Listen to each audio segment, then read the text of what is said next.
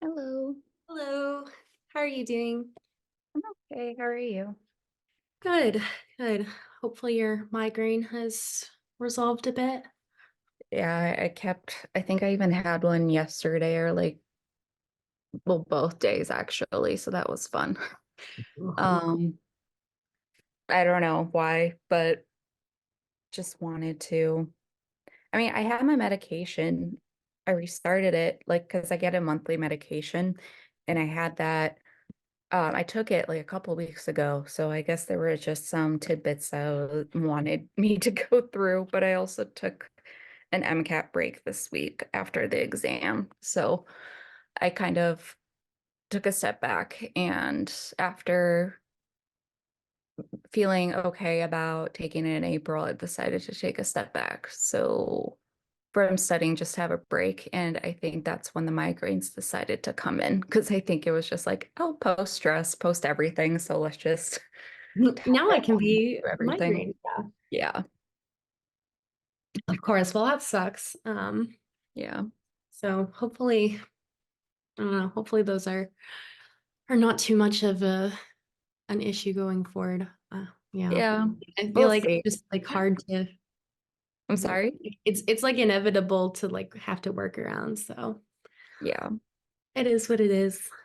Yeah. Um, okay. How are you feeling then? Just like now, I guess, regrouping and maybe starting to think about the MCAT again. As much as I love to. Um, Favorite topic, yes. yeah. I mean, it's fine. It's just got to get done. So I'm okay with it. And I think it helped just to kind of take a step back from it anyway, because I did some questions earlier this morning and I surprisingly did well. So that Hmm. helped. More of a It's more of a efficacy of knowing that maybe it was much more needed of a break to kind of just Hmm. look at everything with fresh set of eyes and not think about it. So, but today will be the start. I mean, I already did start, just the start of um moving forward again and kind of take that week break because it would have been 3 weeks until the next practice exam. So I thought that 1 week of a break would be okay and then just go at it again every 2 weeks up until April. Because I think, honestly, I feel like April 12th is more manageable right now, considering of where I have marked my mistakes from the third full length and figuring out patterns and trying to also accommodate timing with it. Because while I think a lot of the overthinking and silly mistakes is because of how much time I'm spending on each question. So I've been more strict with myself about how much time I'm spending on the questions. So that helped. At least today, it seemed like with bio and biochem, but I still didn't manage to fulfill all questions for one passage. I think it was like a 5 question passage, so it was a shorter one, but everything else seemed to be in order. But I don't know about cars. Again, it may be more of the overthinking aspect, but I've been trying to also kind of analyze where I should be focusing more on, like, when reading with cars, because it's a lot of it is based on the author's perspective with a little bit of just like sprinkling of additional information that you would need to research in the passage. But Hmm. overall, it's just setting through from the author's perspective, and I think I need to be more engaged with that aspect of cars. Hmm. Uh, Yeah. So I was just like glancing over your like spreadsheet for the review, and what it looks like is like when you are good on a passage, like that passage is solid.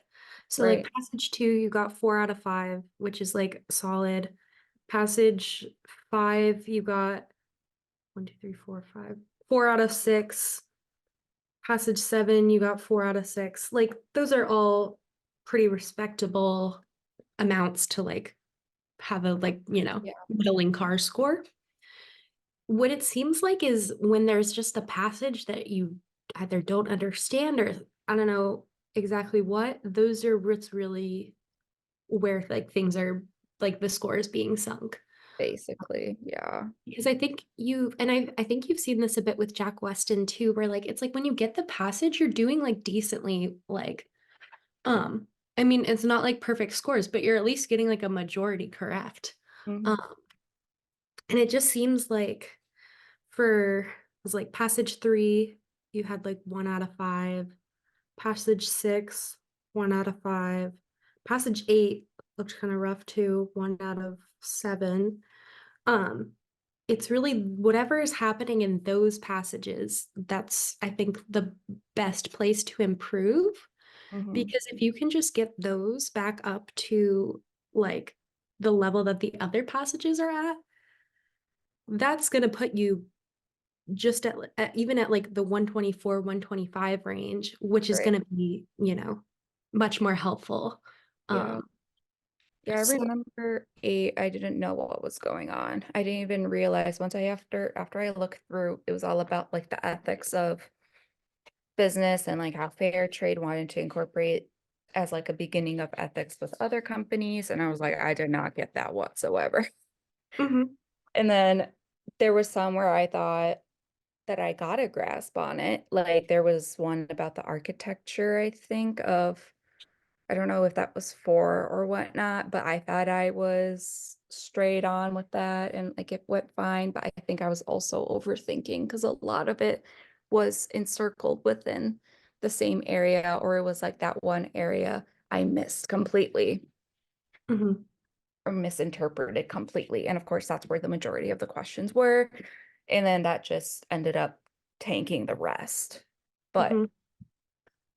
I don't know. It's really of how I interpret the passage, whether I'm like, yeah, I can reflect and like analyze it well and know what's going on to get a gist of it, or it's just drowning. Yeah. Um, yeah. So I guess what I was thinking is it's, and I think you might agree with this, to like focus efforts on these like passages that are like seem to be whatever like the difficult ones where you're getting like much less right and get those up to the level of like 4 out of 6, 4 out of 7 kind of thing. And then once you're confidently at that level is when you can like look towards improving further. But like, I mean, even at that level, like that's still going to be a huge boost to your score. Right. Kind of accompanied with like I was looking through your chem phys and it was honestly like, oh, there was a good number of things where you were kind of like, oh, why did I do it like this? Combined with fixing that, that's like 7, 8 points to your score, just like right there. Yeah. Um, from fixing that cars and then getting rid of some of the just like easy basic mistakes. I really wish there was some way that I can organize or like pinpoint more like the social sciences from AMC. I don't know if Jack Weston can do that, but it would just be so helpful if I can take out a section of social science cars passages and just go through them because those are going to be more harder to comprehend. Mhm. Yeah, I'm pretty sure Jack Weston does do that. Let me go to Jack Weston I think because you're right. Yeah. yeah, so I'm just gonna share my screen really fast. Because it says right there on the hand, like what kind they are, if it's literature or whatnot. But I know AMC won't tell you until after you're done. hmm I think you could also like I could also go through the diagnostic pack and pick out those ones. Okay, let's see. Sections, cars, because it gives you like topics. Yeah. So Okay. like I anything think regarding you were kind of noting that in your Jack Weston spreadsheets, weren't you? I was, yes. Okay. That's what helped me keep track of where were my weaker spots. But everything was consistent, especially since I mean, they mix up the dailies all the time. So there's more one versus the other on some days. And then some days I didn't even run into one topic if hmm that I didn't know, for example. But Yeah.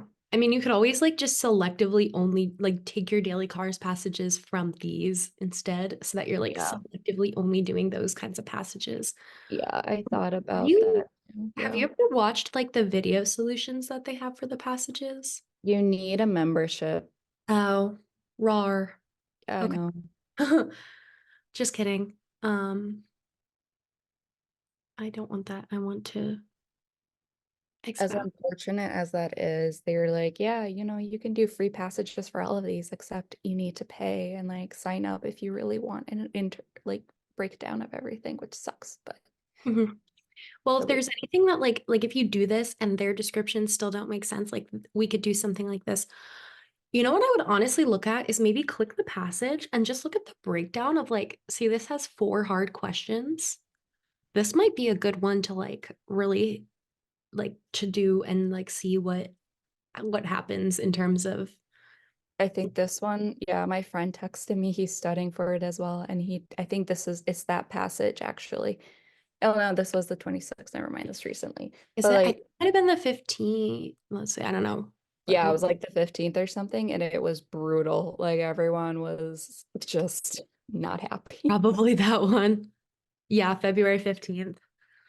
Yeah, Um, yeah, and I feel like that could also be taken with a slight grain of salt because sometimes if there is like a passage like that where everyone's getting everything wrong, that could just be a bad passage. right.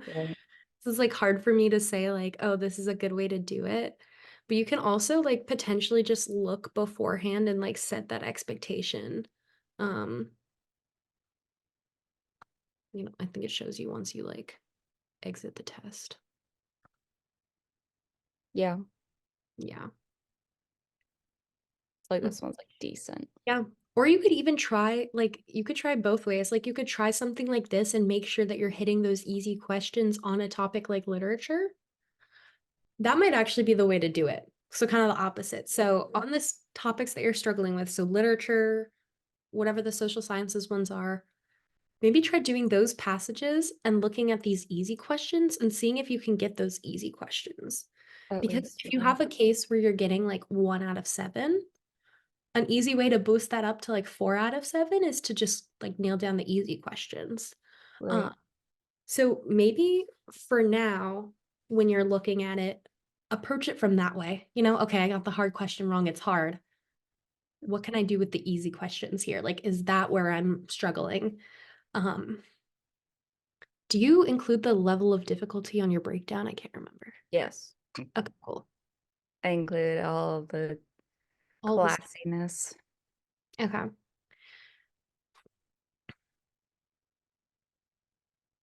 color coding to an extreme. Yes, I love it. I've also noticed that I think between 10 and 12 minutes has been attainable for timing. Like, I don't know if I can shave off under 10 minutes. Yeah.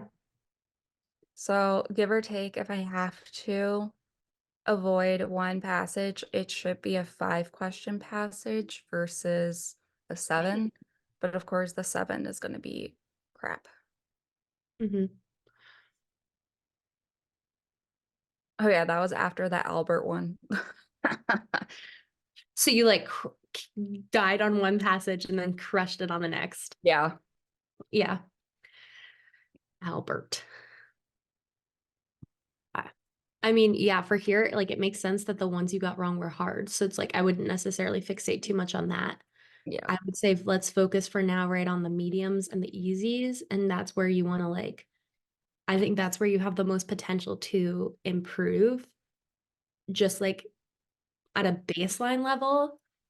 And then I'd say once we feel comfortable with the easy and the medium questions, then we start trying to tackle some of the harder questions. Um, I mean, it seems like for Jack Weston, you're generally like holding up well with easy and medium. So maybe it's more specific to like AAMC stuff. That's what I was going to suggest if it would be better to gear more towards AMC. Yeah. Then we don't have that easy versus medium Mhm. aspect of it.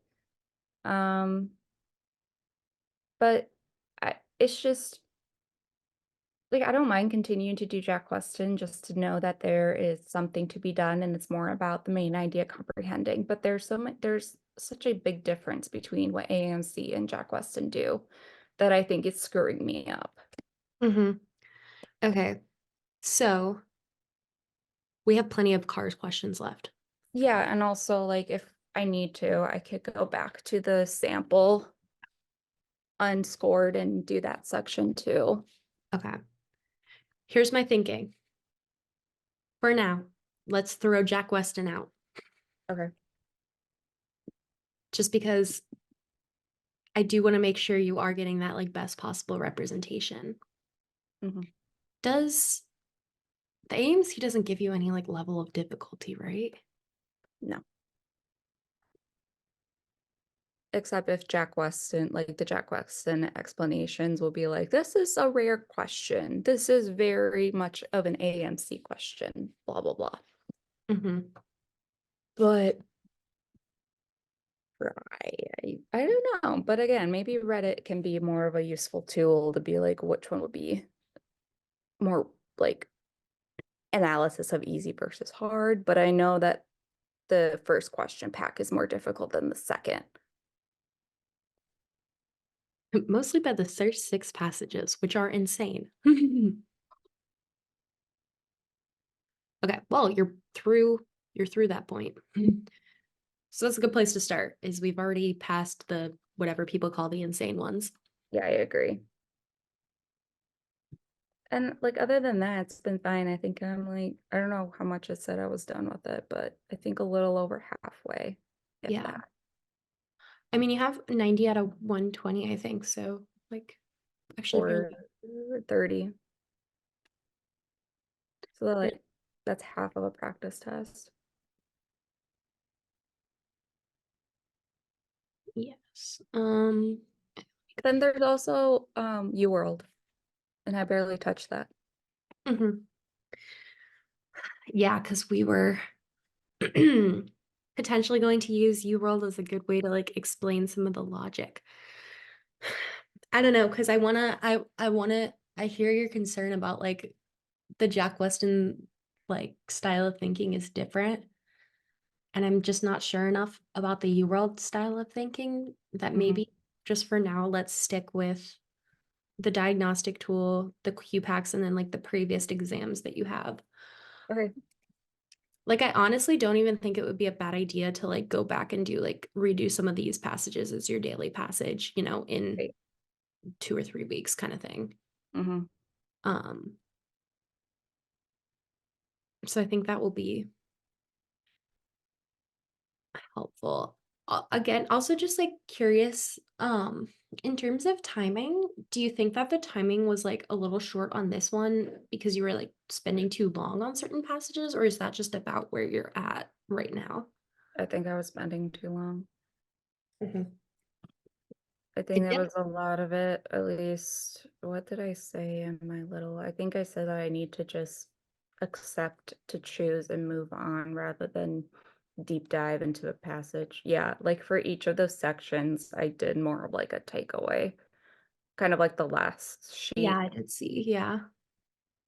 But because I I started figuring out patterns and then it started making more sense about where a lot of the practice needs to be focused on the timing so I can take away like so much of the moving on or anxiety. But also it's not good to leave unanswered questions of that passage. So, but then that also gets me take like carries I get carried away because then I know that I could find this one detail that could either be evidence to a correct or incorrect answer. But then again, it's like that's such a minuscule detail that is just taking up too much time rather than choosing and skipping and fulfilling those points of the easy questions, like you said. Mhm. Yeah. So, okay. I guess here's kind of what I'm thinking. One, I do think that kind of where we're at right now is partly related to kind of like number one and like just the headspace that you're at. Because Agreed. remember, we did see a car's bump on that like first practice test you took. Yeah. It was And then, glorious. yeah. And then it went back down. I think once you were like almost aware of that, like I don't like like psyching yourself out almost, which is a real thing. Like that's very like Yeah. that happens often. Like, I wonder if part of this is just like you're very in your head about the reasoning and the logic. And because Mhm. you're so in your head, you're second guessing, you're overthinking, like all of that.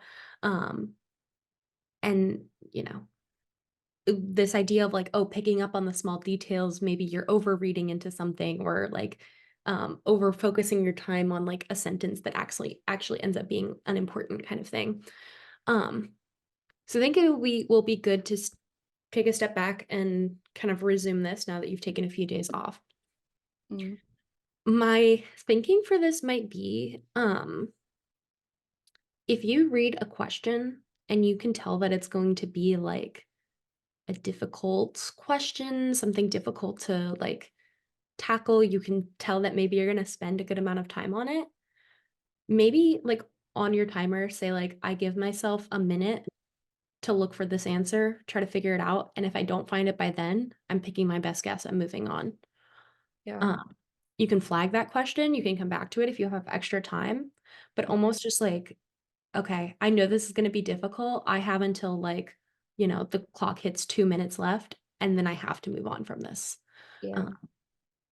I so, usually do that for the other sections too, is like I attack the other questions that are well, this is I can't really say pseudo discrete because like those are different comparing cars and the science. But like I do that with the science. I go through the questions of that passage that I know that I can answer off the bat. But then for those that are referencing to a specific part of the passage or data, I go back to it, and that helps because then the ones where I just chose to move on, it saved that extra time for the ones where I need to really dissect the passage or data. mhm. So I have a question. So, like, for example, if you're in passage number 8, if you're like really stuck on this question, do you like go ahead and try to do like the rest of the questions for the passage and come back? Or do you just try to like really answer that question and then move on to finish the rest of the passage? I skip it. If there's one that I really don't know after within the first couple seconds, I skip and move on. And I think I did a solid, I don't know which passage it was from this test, but I did a solid skip and skip and skip because I just didn't know. Okay. Yeah, I was gonna say that could be helpful because sometimes the later question stems can clue you a little bit into like the author's Right. thinking, like, kind of depending on what they're talking about. Or you'll see like, okay, if this is what the author is thinking, that makes like this, and this all the correct answers for these three questions kind of Yeah. thing. I refuse to answer the first passage question because it's just like I get stuck or overthink it, and I'm just like, maybe I don't have the right idea, and this is just gonna end up cluing me in on the wrong way. But then by the second and third question of the passage, I get a flow and know what's going on, and then I can answer the first question, go back to it, easy. Mhm. Yeah, so I think that like I want to what I kind of want to like come back to is this point that you made of number 5 where I almost want to push back against that a little bit.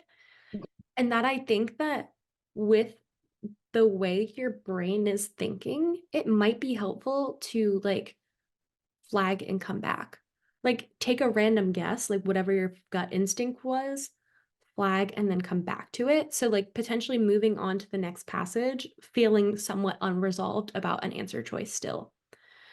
Because what I want to happen is I want you to have enough time and energy to dedicate to these passages that you are doing well on, that you do have like the brain power for, Mhm. um, and make sure that those get their fair amount of time. I don't know, like if you did passage one at all, or if you Nope. did this one, but like maybe that would have been like, an easy passage and you could have gotten extra points there. But basically, I want you to be able to like space out, like take a break from that passage. When you come back to it, all you're gonna remember was really the big takeaways, and that will almost like be helpful in that you won't remember those nitty-gritty details that were tripping you up. You'll only remember what those big takeaways were. Mhm. And so you'll come back, look at the questions, and hopefully with those big takeaways in mind, it should be like, okay, I'm not really sure. This sounds like it might fit well. Let me pick this answer and move on. Mhm. With timing, that can be um tricky. But I think if you're going to end up like spending a ton of time on a passage like this and still getting a bunch of questions wrong, I'd rather you guess and get those wrong and have more time to dedicate to questions that you might get right, if that makes Right. sense. Yeah. So I think it's almost okay to, skim over, decide to like get rid of or not fully answer like a question Mhm. and then either come back to it or, just take a random guess in your last 30 seconds kind of thing. Yeah. Um, because I think that I want your mental energy going towards questions that are like more achievable for you to get right. Yep. Um, yeah. And honestly, like I'm a big fan of like taking a step back and like coming back to something because then you're like, oh, duh. Why didn't I just read the sentence right? Like this is obviously the answer kind of thing.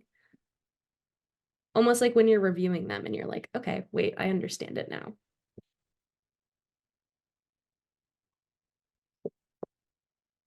So I think when you're doing your daily cars practice, like you could either potentially like just like take a pause and come back and reread the rest of the pass, like take a 5-minute break, come back and reread the passage. Or if you want to do like two together, like go on to the second passage and like glance back to the first kind of thing.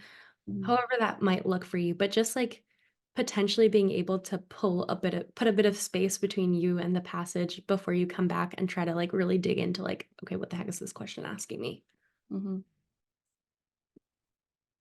So it would be best to not do section tests for cars then beforehand because of that timing aspect, or at least like do like 3 passages. Yeah, I would say probably focus on like the three passage chunks. Um, so that's like a third of the test right there. Like that's pretty 30 minutes. Like I feel like that's a good like chunk to look at right now. I would even say if you can be doing those in like 40 minutes or under, like what I don't know how much extra time that is. I don't know the math, but um well, I guess if we're saying it's 12 minutes per passage, like 36 or under. Yeah. Um, I think that's like an achievable place to start right now. 36 minutes, three passages. You have that 12 minutes. Maybe you're trying to do them all in 10, and then you're using those 2 minutes as you're like, I took space, let me go back and review and try to get the like right answers here. Like that could kind of be what your 36 look like, just kind of spitballing whatever you think might work.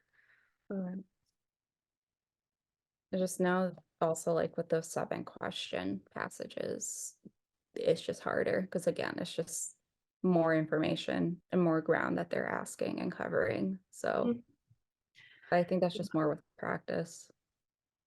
I think with the 7 question passages, though, there tends to be, at least for my view, kind of a fixation on like one paragraph or one like idea. So let me go find this number 8 one, where it's like a lot of the questions are about the same like idea or sentence or something. It's like obviously if you don't understand that, that might be. There was actually, yeah, I remember. It was specifically like where was it? I think it was more based on some person was like, well, this doesn't like basically going against the argument. And there were like 2 or 3 questions focused on her, like her quote and her role in everything, Mhm. the argument. Yeah. But okay, that's good to know.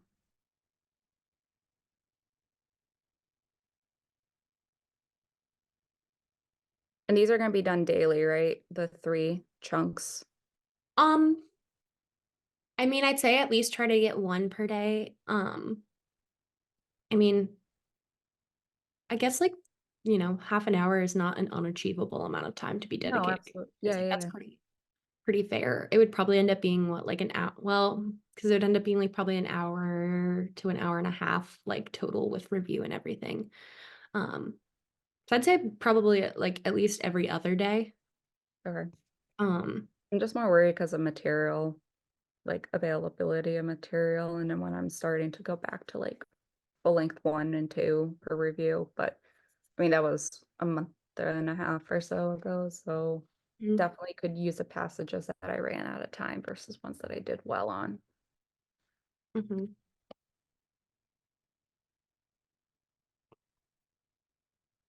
Okay, I was looking at number 8. Yeah, that's like questions 42 through 48. Yeah. Mhm. I just kind of want to look at some of the big ideas here. Is this one like an economics one? Ethics. I thought Okay. it was economics, but it was more ethics. Okay. Why does an author mention something?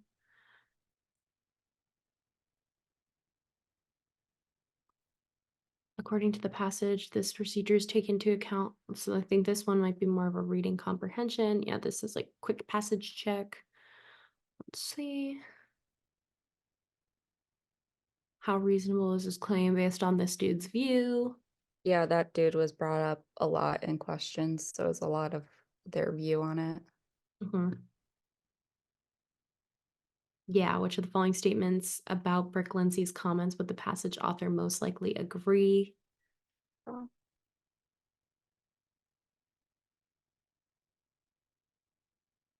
I don't know. No trade barriers in existence anywhere.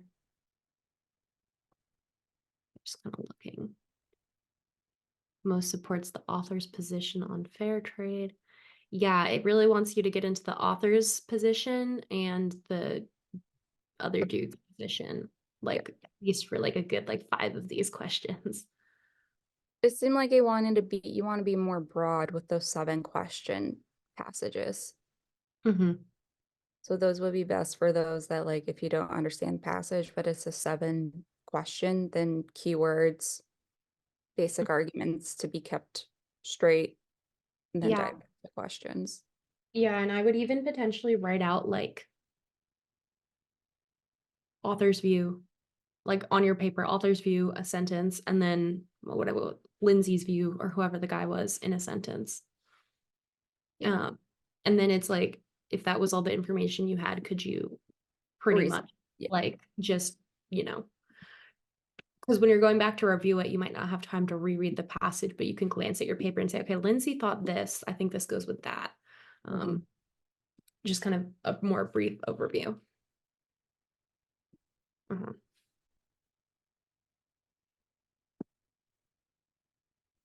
Cool. Let's see. Yeah, I think that sounds like an approachable car strategy to me. Um, just focused on AAMC questions for now. Mhm. Um, I guess kind of looking at some of the other sections, if this will load.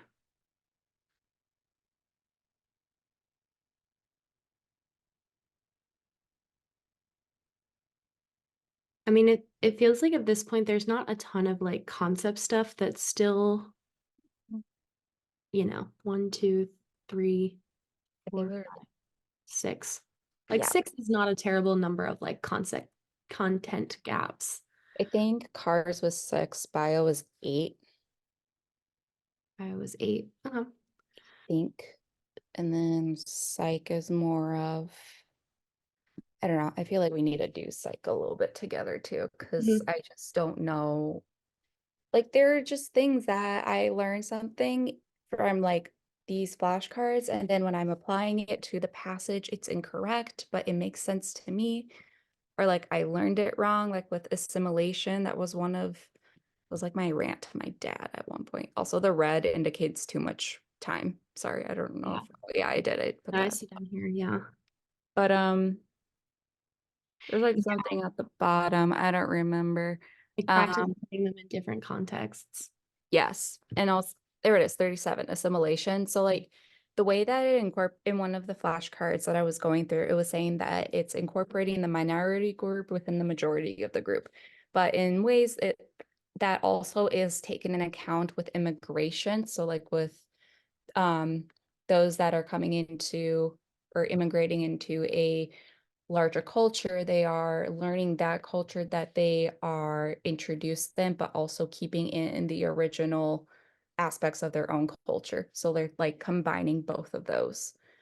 So when the question, I literally remember the question too. It was saying that there were 10 individuals, they were trying to decide on something, and then six of the 10 decided on this factor, and then four of the 10 ended up agreeing later. So then I thought, oh, four out of the 10, that's a minority. And there are like I was between groupthink and assimilation because like they were the minority and they were influenced by these decisions of the majority of the people. So then I thought, well, majority takes over versus the influence of there's more people agreeing with this decision. And so the lesser group are okay with deciding as well. But I took that as a minority versus majority, hence assimilation. But assimilation was more approaching of the immigration factor versus the other way. Mhm.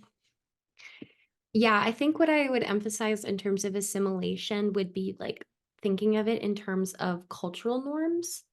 Um,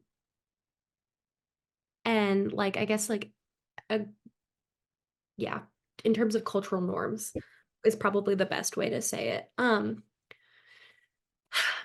thinking like for our purposes, maybe what we can try to do is go like dissect some of these psych soc terms. Like when they pop up, I'll ask you to like more for thoroughly define it and like lay out a situation and ask you if that aligns with that concept or not, something like that.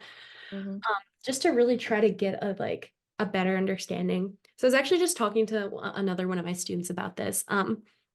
The thing with psych soc is you have the flashcards and you have the concepts, but you're only memorizing them in the very specific context of what the flashcard is telling you. Right. Sometimes the next big step is just being able to like slightly change that definition in your brain and connect it to the next um idea. To what AMC one? Oh, little one. What's his name again? I forgot. Ali. Hi. Um, No, Gopher. so like, you know, uh I agree. Yeah, I know what you mean. like And I think it's at that point too, because like there goes a good chunk of especially repeated material. It's just could be taken in different ways. Because of course there's going to be different concepts and different um con and they're different concepts and words that they are applied to one way or the other. So it's just more knowing what's being applied. mhm. I even wonder like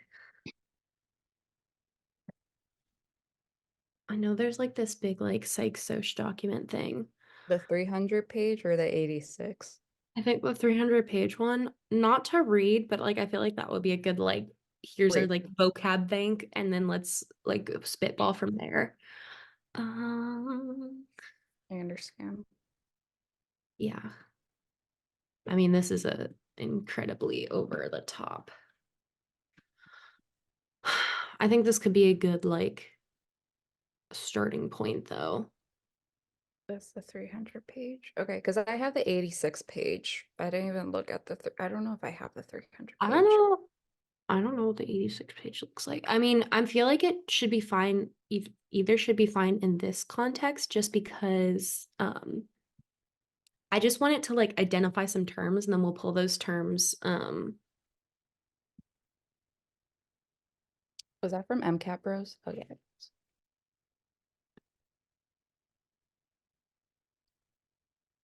Oh, it's just Khan Academy. Yeah, it makes sense because Khan Academy had all of this. I don't think I ever looked at this. I think I looked because a lot of like the pre-made flashcards are from those um whatchamacallit. from those PDFs. Mhm. The lazy OCD, yeah. Yes. And the thing is though, like that's going to be such a like contained definition. So here's what I'm thinking. Let me just jump back to this one because that's the only one I can get to load right now. What were this question? This is about like assimilation, groupthink.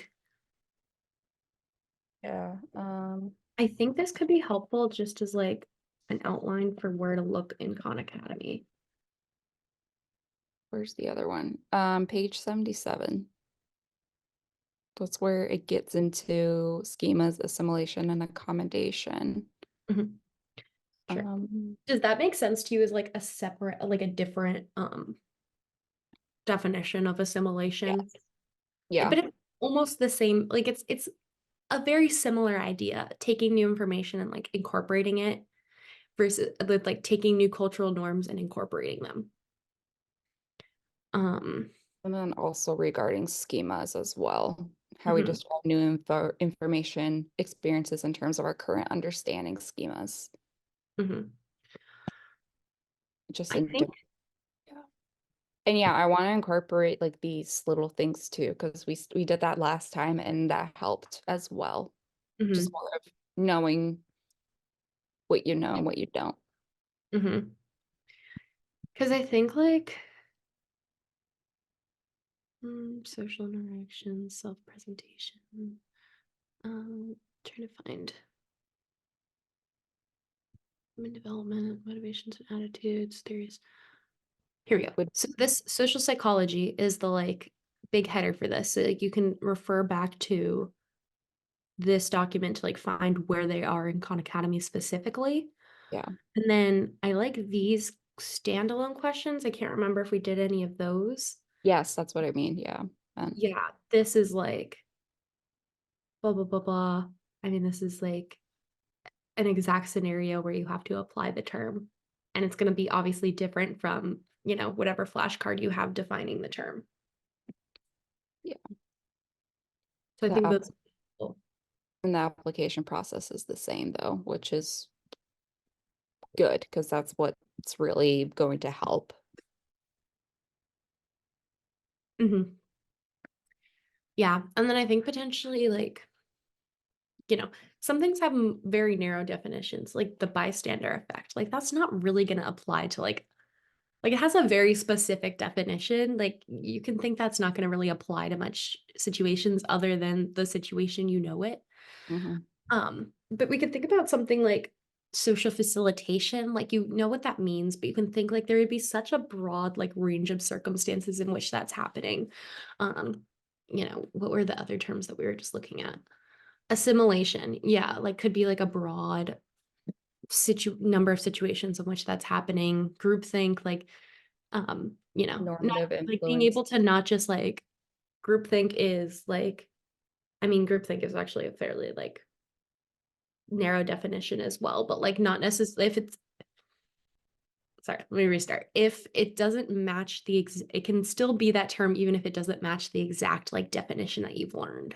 Hmm.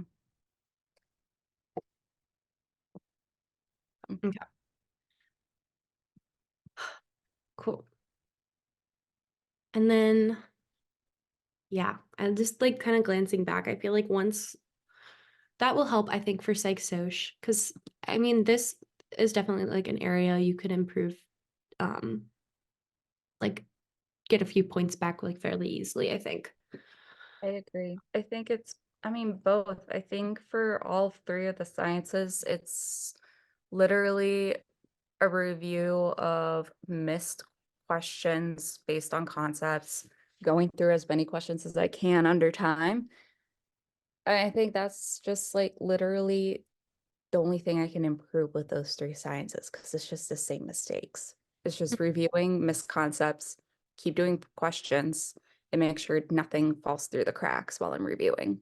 Because I think that like generally you've closed a lot of the content gaps like on a basic level, and it's really like applying the concepts in slightly different situations that's kind of ending up as Yeah. like the tripping point. So I guess just figuring out how to make that look, how to incorporate that into your review.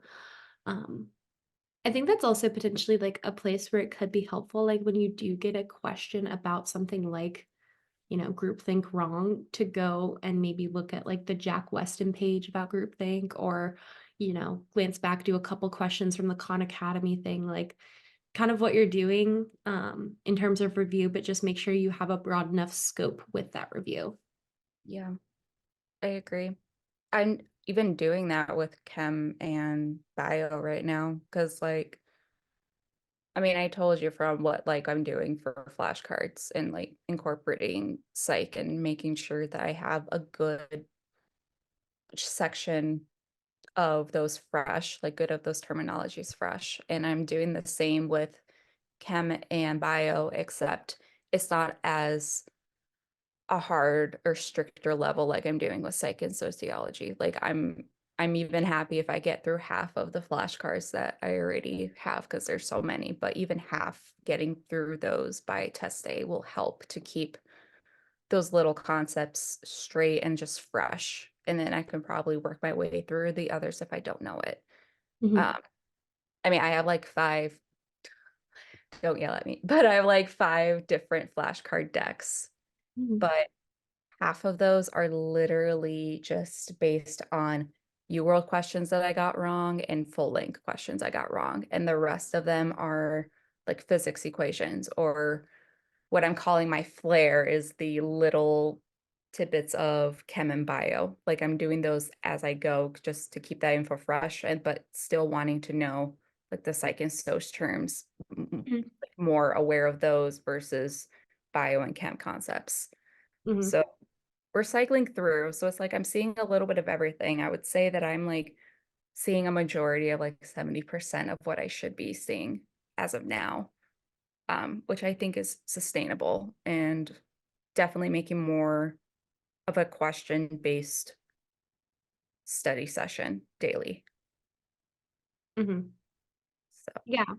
I would just say, like, with the flashcards, like, you don't always have to, like, zero it out every day kind of thing, like, making right. sure that you're not obviously not, like, pushing too hard on the flashcards that you run out of time for everything else. Yeah. Questions are my first thing to knock out in the day and review. And then if I need a break from questions, I do like half of a deck and then review it later. So my goal is to finish all questions by the end of the day, no matter what.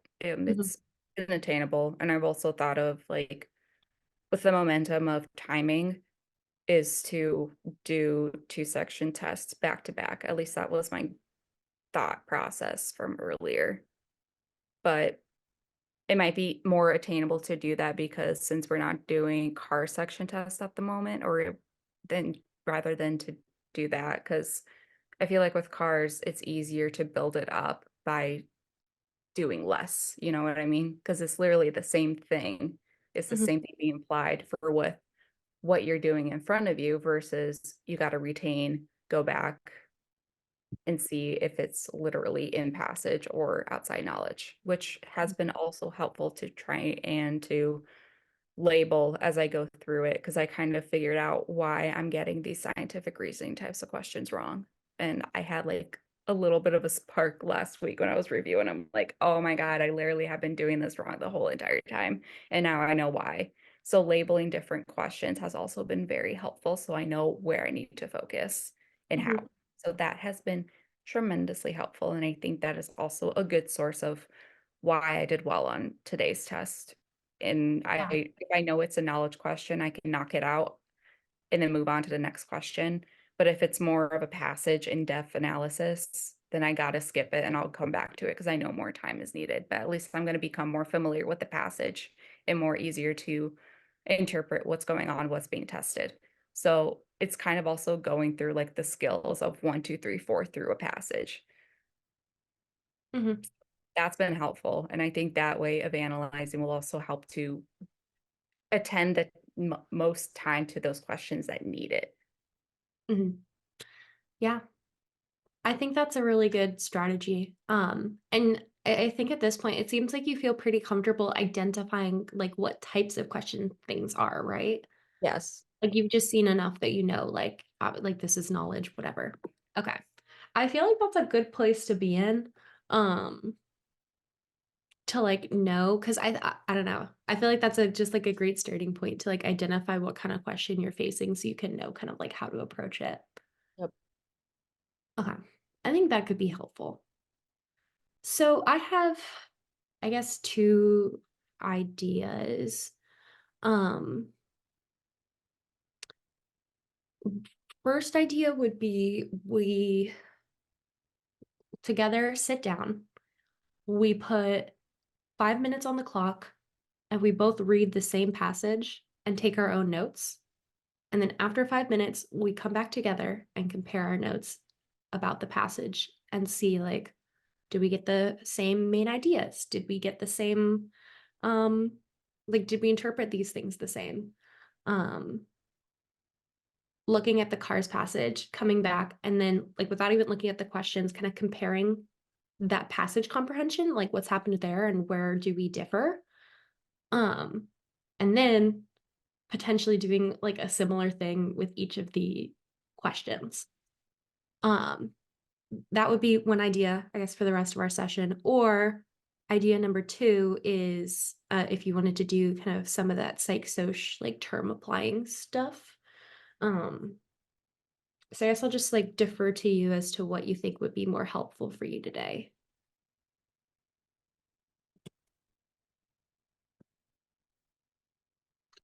And with the psych, it would still be like applying going through the passage, right? But then just breaking more down of answers, or is it more of going through the MCAT guide, breaking down everything?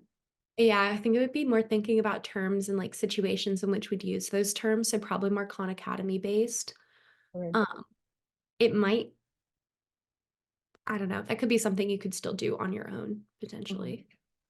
So Honestly, maybe cars, because I like the cars interp better. gotcha. Let's do that. Thought Notes. there was a pre-made deck or set of questions. Was that what you made before on UWorld? Um, It's like 5 questions. for which one? On UWorld, I don't know, there was a 5 question deck made, and I don't know if you were referring to that. Okay. I was messing around with that. Sorry. You're I thought, totally fine. yeah, okay. You could just do those whenever. Unrelated. Okay. Uh-huh. Um, cool. Let me find, I think we should do an AAMC passage. So I had a peer the other day and I was like, I know I didn't do that. So Rachel was probably messing around. yeah. I was trying to see like if you generate five, will it give you a passage or will it be all discrete? And I was like, I figured it would be all discrete. It's so dumb. I wish there was an option to do that. But you can literally ask for 10 questions and you would hope they give you 2 passages. But no, they're like, here's 10 discrete. Like, you, okay, fine. So true. Okay. I think we should do, let me double check what passage this is before I tell you.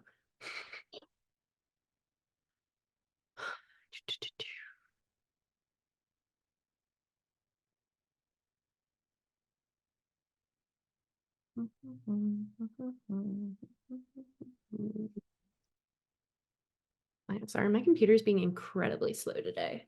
You're so fine.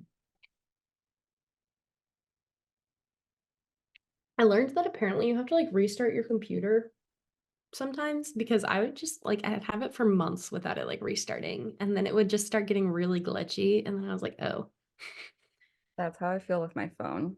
I like restarted the other day and it's working better. I'm like, I should do this more often. okay. I want to find a good How do you feel about like the philosophy passages? I'm okay, I'm decent. I pick a good like Somehow I'm decent. I actually had a friend help me with philosophy passage, and since their technique they show me, it has helped me with philosophy. I'm like, God, thank you. that's cool. Those were always my hardest. Yeah.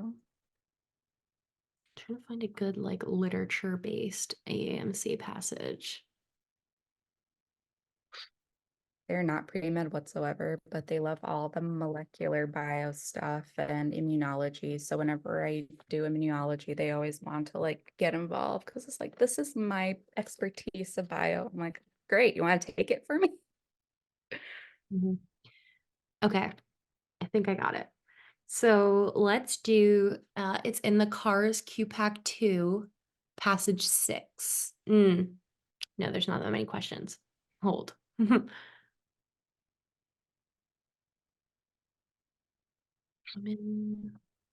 want one with like a lot of questions. I'm very picky about which passages I pick, which is not always.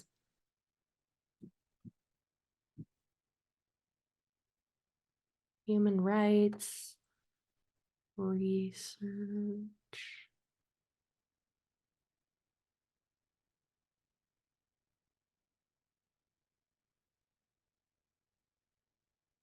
Don't like it.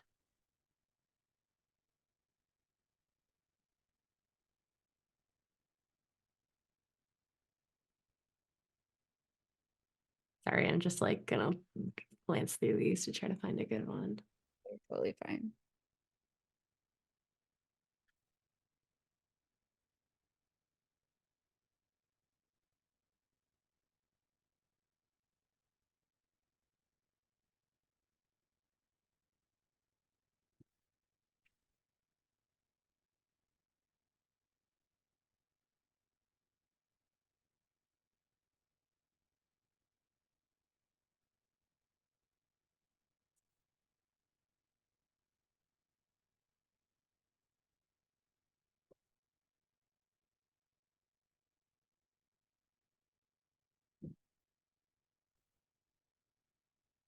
Okay, let's do passage 17 on QPAC 2. 17. Okay. Yeah, I got very far.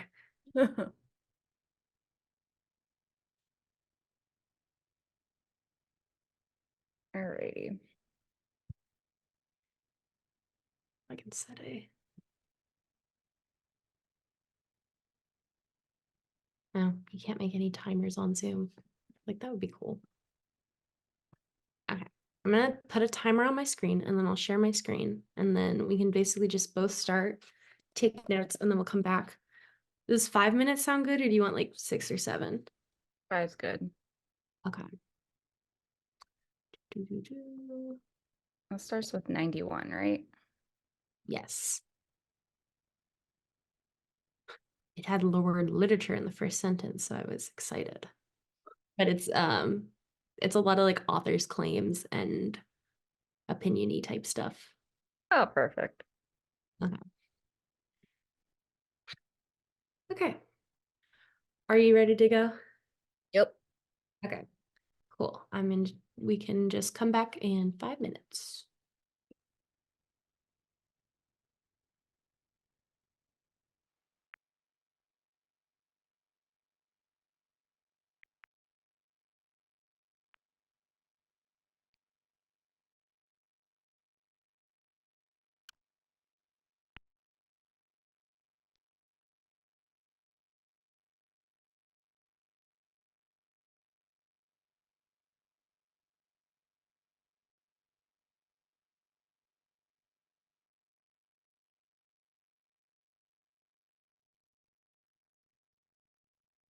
Okay. Do you need another minute or two? Are you good?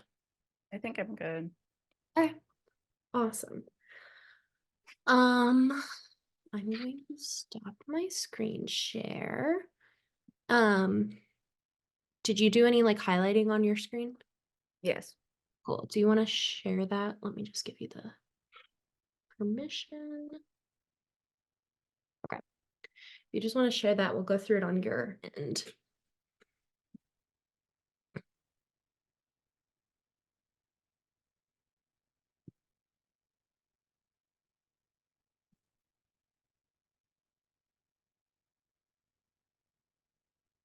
I could tell it's been a while since I've done one of those passages like timed because I was like, oh.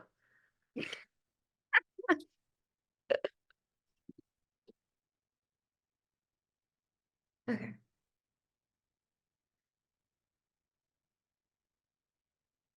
Awesome. Okay, so we can just jump right into it. What'd you take away from this first paragraph right here? But there are different literature teachers that partake fiction or they don't take it seriously and it reflects onto well, serious writer. So the way that I don't know how to describe it. There are different ways of teaching, and it brings out to how they're approaching the fiction and poetry. Um, Most of them are impacted, like there's like what it's assumed versus what is like other ways that are missed. Like there were the examples of it could be simple disappointment or more snobby versus actually taking these works seriously and they're actually dedicated to um, the writings and literature. Mhm. Okay, let me just kind of push further here. So we have the first part you said here that some teachers, I'll say, are indifferent to poetry slash fiction. Is this like all fiction? Is this something in particular? Like let's specify this a bit more. I don't think it's all. I think it's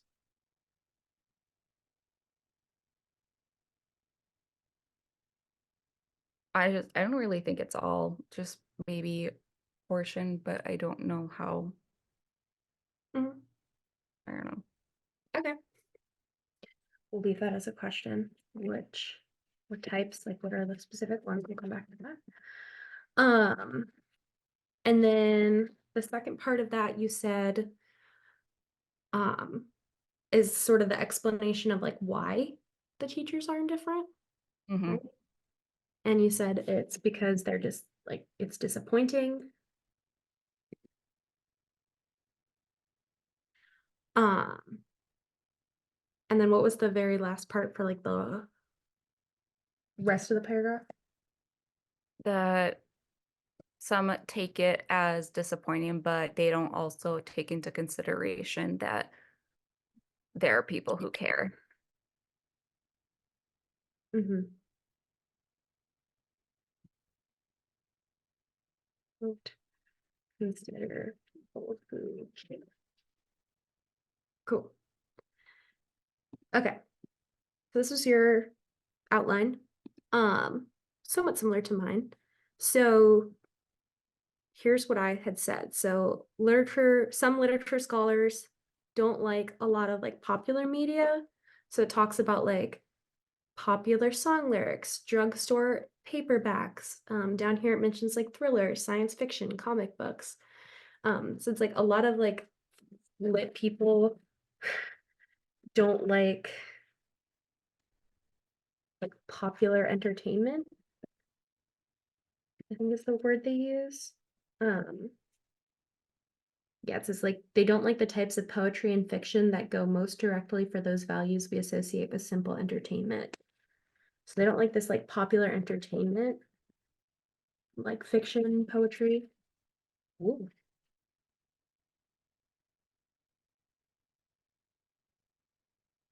And I said, why? And pretty much agreed with you there. Why? Because it's disappointing. And also maybe because they're a little bit snobby, but I think it was leaning much more towards this like disappointing side of things.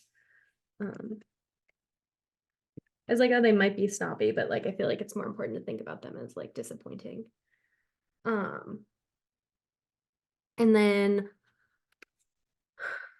I dove a little bit more into why it was disappointing. I was also thinking about it said like because it's kind of boring or it's like kind of commercial. But I feel like that's all kind of just folded into the disappointing thing.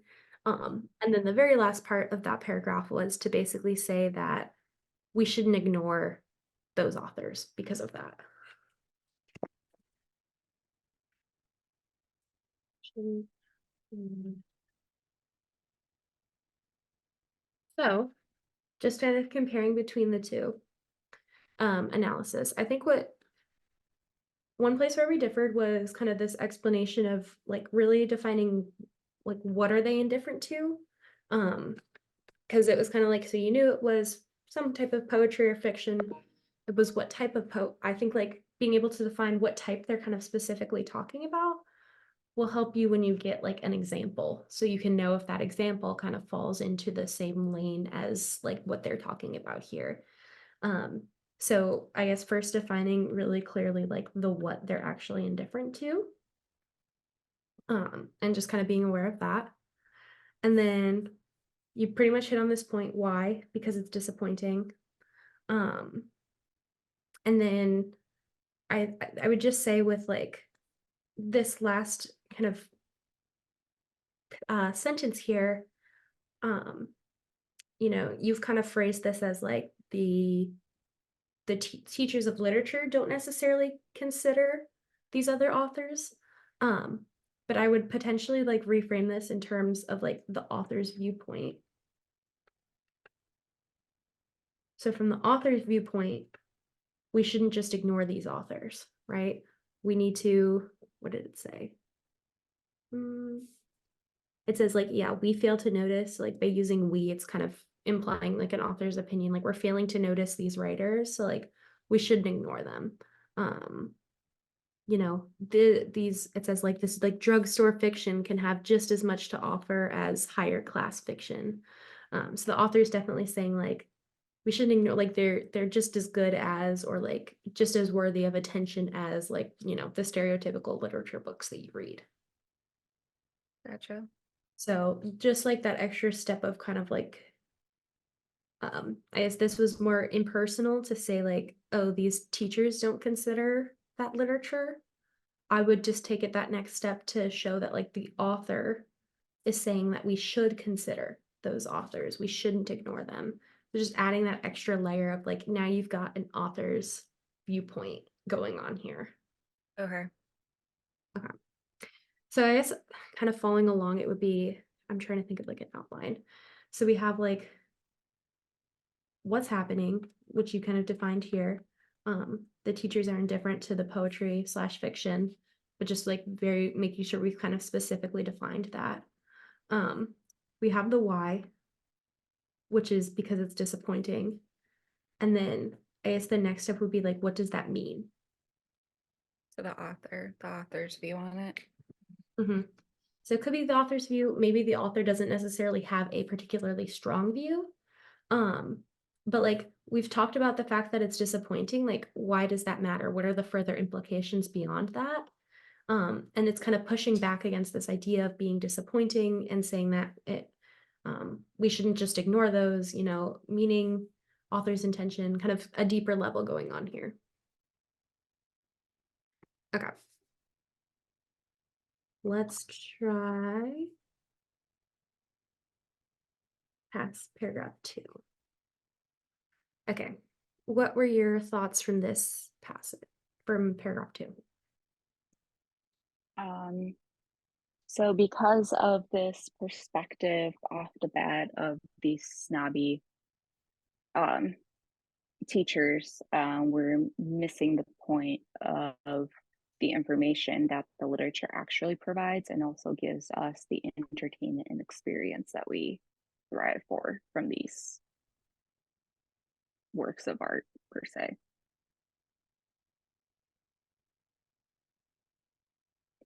Mm-hmm.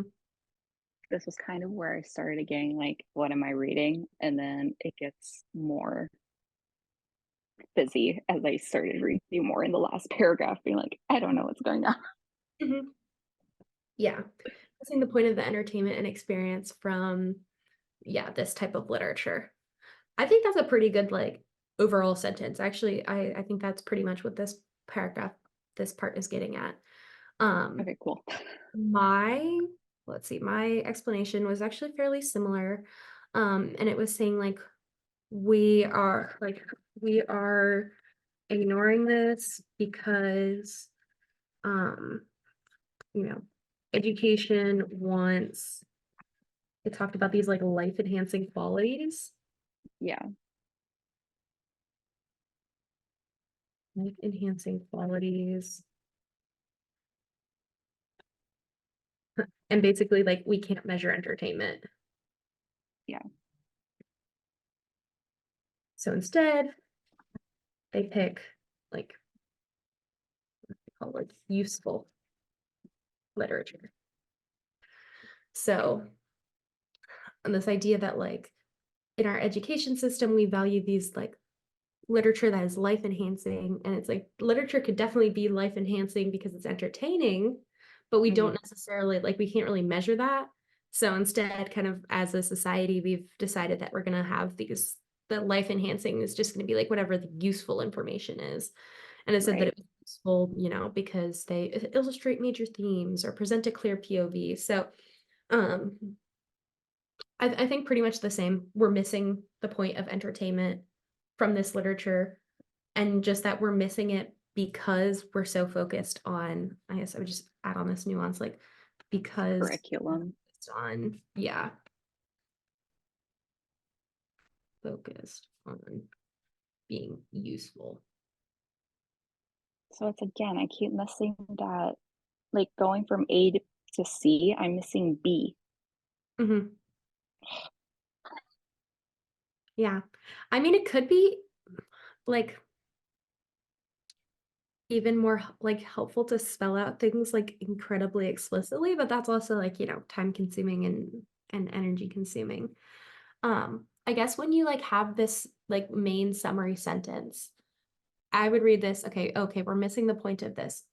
Why are we missing the point? You know, maybe it doesn't tell us that. Maybe the passage is literally just about how we're like, oh, we're missing the point of being entertained. Artist. But like in this case, they do. So if you can just like, when you have your summary, just always ask why, like the next step. There might not be an explanation, and then at that point you're done with your like paragraph summary.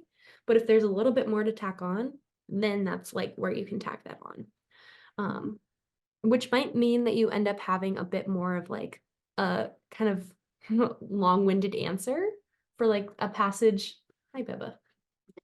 You might be having a more of like a long-winded answer for like here's what I think happened in this passage, but I do think it will help you get to the root of it. So you got like surface level point 2, but let's see what's the reason why. Underneath. Yeah, this would be like the evidence supporting why we are missing the point. So if you Okay. then have a question about like, you know, why might a teacher pick, you know, a book that illustrates like economic depression in America over like a cartoon, you would be able to kind of connect like, oh, we have like this idea of what's useful, and therefore we're missing the point of like what the cartoon could provide, kind of thing. Gotcha. Okay. Ooh. Dude, He doesn't care. just like everywhere that I want to write. Okay. Stay. He's like, no, not today. I'm allowed. Okay. Today's about me. Okay, let's do paragraph 3. So this is kind of where I started getting trippy. I like tripped up with it. So from my understanding, I understood it as even though it's against the business of education, we should be more like flexible of incorporating entertainment literature because it actually may do more good than harm. Enter. Yep, obtaining lit because it may do more good than harm. It's just hard to connect because of all of these ellipses. So it was just more like this is a continuing of the thoughts, but then it was like, well, where's your thoughts? I feel like it kept jumping around, but I highlighted as things that are good for us, and then also, however, like with these characters, there's nothing wrong with it. And then on the other hand, we still have the interest and want to continue having the joy of reading. but it's due to more of like the quality aspect of these novels that are interesting. Again, highlighting the entertainment source of literature, not facts. At least that's how I interpreted it. Mhm. Yeah. I mean, I'd say mine is somewhat similar. Yeah. So it's basically saying that like this type of lit is good for you. Lit It's is lit. It's litty. The lit is litty. yeah, it's very um and I kind of touched on this point that you highlighted here where basically like whoop, the way we like teach and analyze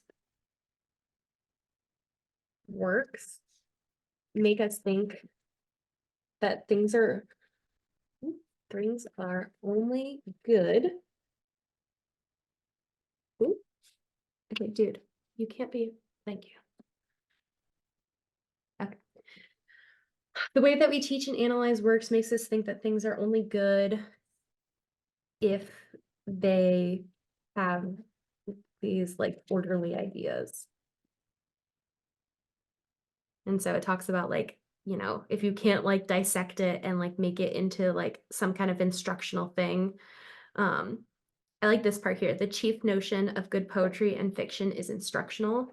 It's like, oh, it's good because they have these orderly ideas that are instructional. So we've like come to associate good literature with like this kind of very arbitrary, like, oh, we can dissect the themes and it's very instructional, rather than just appreciating that it could be just good because it's entertaining. Yeah. And then it's saying like obviously like whatever you read, like it's gonna have to make sense and have some order to it. But like this last sentence is basically saying like if you're not like super analyzing it, that can still be like an entertaining point. Reading fiction or poetry without regard for the what does that say? My thing is in the way. Delight. Light. It can give its immediate interest can mutilate the experience of reading. So basically just saying that like we can have an enjoyment of something if we're even if it's not necessarily like the most in-depth, like complicated analysis that has like deep, intricate themes in it. So I think this kind of gets back to kind of what they were talking about in the first paragraph, where it's saying like, oh, they've kind of got these like, you know, oh, it's just entertaining, like people are kind of discounting it, and it's just because like we have this idea that stuff is only good because it is instructional and has like these like complex themes that we can dissect. And kind of just that point that like it could just be entertaining because it's entertaining. It could be So good for these, us entertainment. so who is in favor of these complex themes versus entertainment? Like the other, is this the teachers of literature, or or is this how others would interpret the teachers of literature are emphasizing literature should be, if that makes sense? Um, I mean, I guess it's technically like an outsider's view. I would say Okay. that's pretty much what the author is saying, like this is what the teachers think, right? Okay. I mean, it seems like they're kind of saying like this is how academia approaches things. So like teachers, honestly, slash like our education system in general. I think it mentions in the second paragraph, the business of Yeah, the of education. education. Yeah. They want instructional. We talked about that idea of what, like useful, Information, life enhancing yeah, experience. complex themes. And then what would you say the author is in support of? He's in support of that both can be entertainment or both can be fun, joyful, doesn't have to be all strict facts and layered out. Yeah. So he's All neutral, but with a little bit of his own opinion about it. yeah, this idea of like simple entertainment can be good, like even if it doesn't have these complex themes, even if it's not as like instructionally useful, it still could be, you know, it can still be good. Mm-hmm. So yeah, I can think of this like overlap where it's like, oh yeah, they could still agree that like an entertaining instructional book is like good.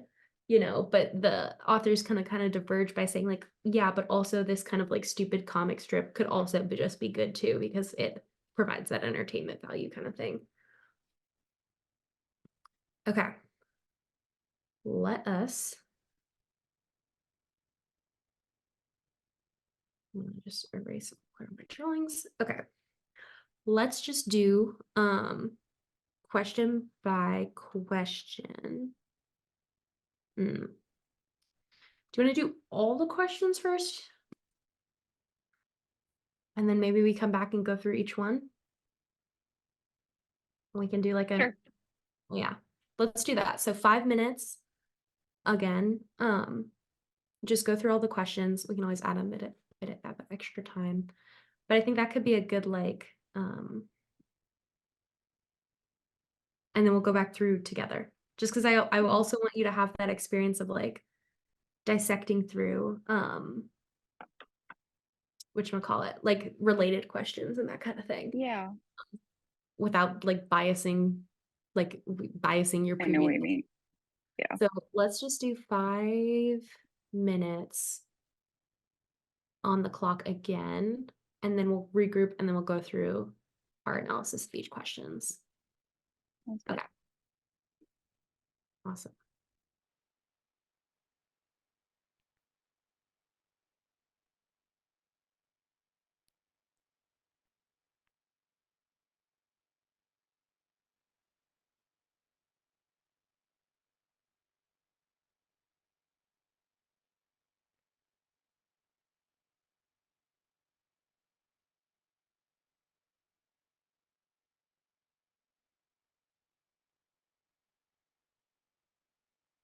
Go. I flagged 2. I am stuck on 1, but I'll just put something as Okay. We can reevaluate and pick a choice when we come back to review it. Do you want to just share your screen again? We'll go through it on your end. yeah. Okay.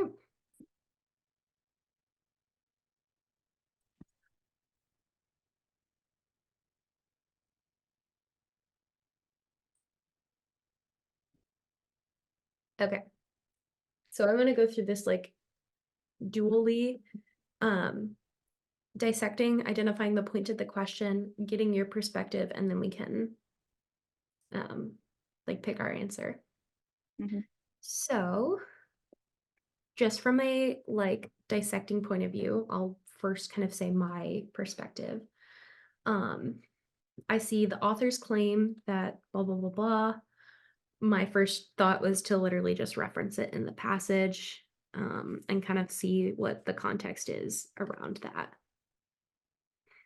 So, I think that one's pretty straightforward. It's basically like what evidence.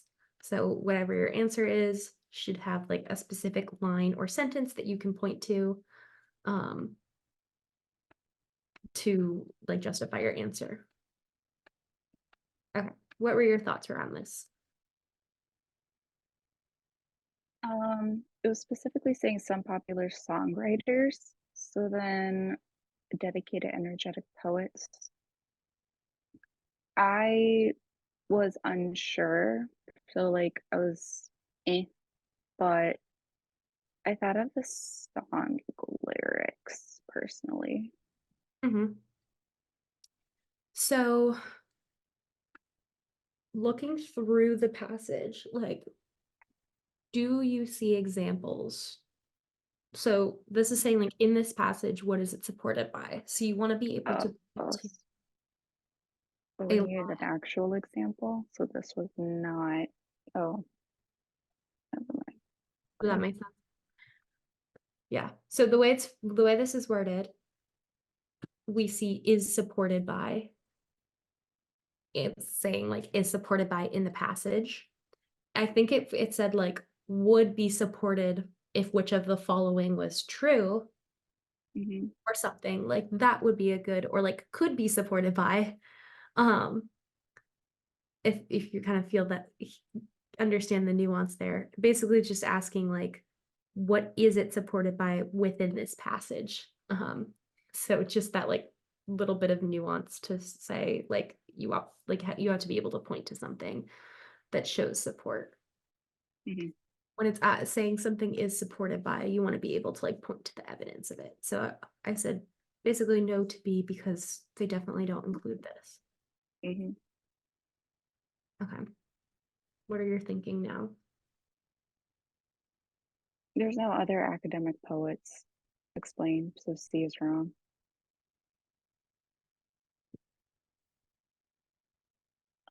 But I don't know what like the analysis of the poetry. There wasn't much of an analysis. It was just more of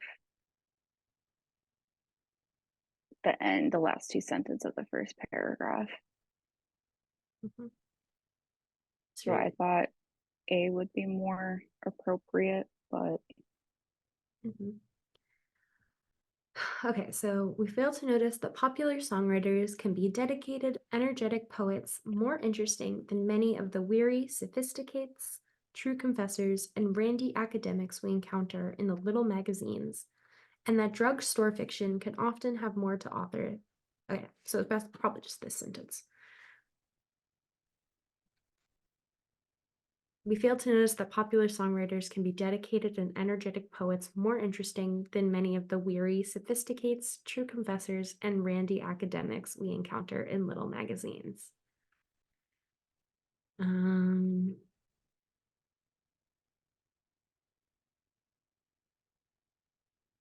Yeah, I think I'm just kind of focused on this sentence. This might be the only part where it provides some evidence. So we have obviously, there's no examples of popular song lyrics. What I was searching for here is I also don't think we see any like testimonies or like literature teachers that are saying they do support popular songwriters as actual poets. Do you, I guess, would you be able to find any support for that? no. Not included. It doesn't even really nuance that some teachers might like, some of these more like simple entertainment things. So down to C versus D. I mean, I think we have this like somewhat of a comparison here with C when it's talking about the like randy academics. It's a fairly short comparison. And then we also have, I don't know if there's really much of an analysis either of Coleridge. It just says that like no one wants to see Coleridge replaced by like a duck. Mhm. So I think that's also like something that I'm struggling to find as well.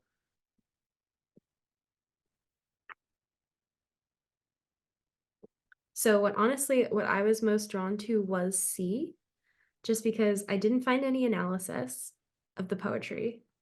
I didn't find any popular song lyrics. I didn't find any testimonies. And all we have is this really one sentence that they're saying like these are more interesting than academics.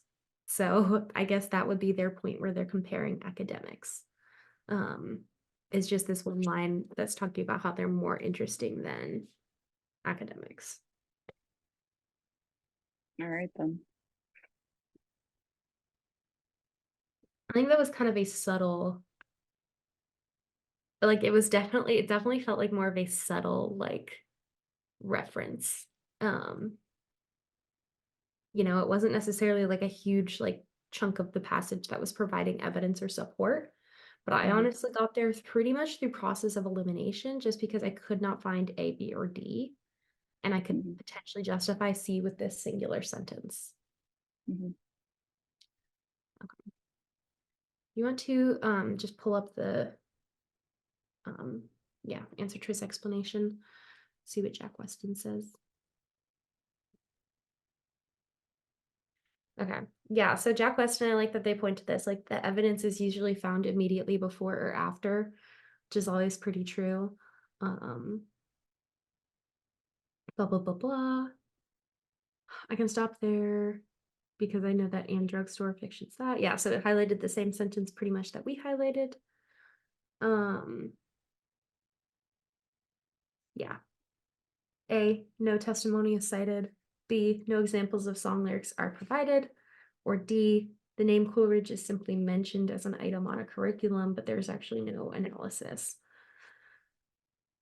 So it's a fairly like passing Mhm. comparison, but it would be the only one that we could actually find in the passage.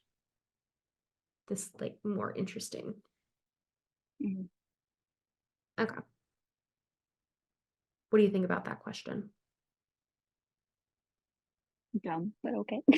Just a Mhm. little, I don't Does know.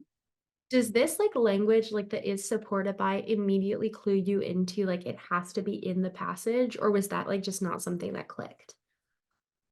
I know, well,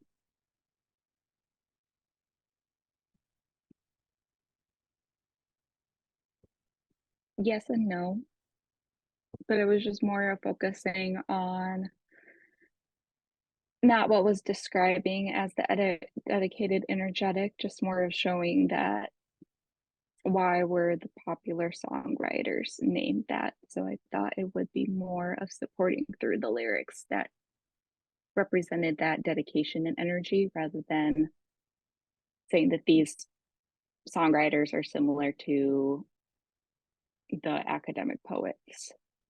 But I don't know, it's just a way of describing that they are more interesting than the academic poets. It's just how they worded it was Mhm. not what I would have concluded. Okay. Yeah. I think potentially one way to approach this could be like to think of kind of when it's asking for evidence or looking at evidence, it should be very explicit as to whether or not that is like self-contained within, or it will be very explicit if it's looking for something outside of the passage.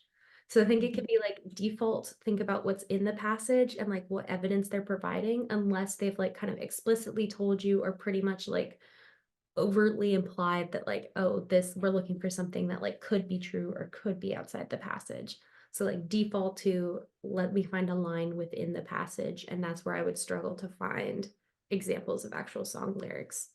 Because like I Okay. could see like that could make sense. But also then if you provide examples of song lyrics, it's like, how are you going to show that these are, I mean, I guess that could kind of explain it, but it's not anything that they talk about. Mhm. Okay.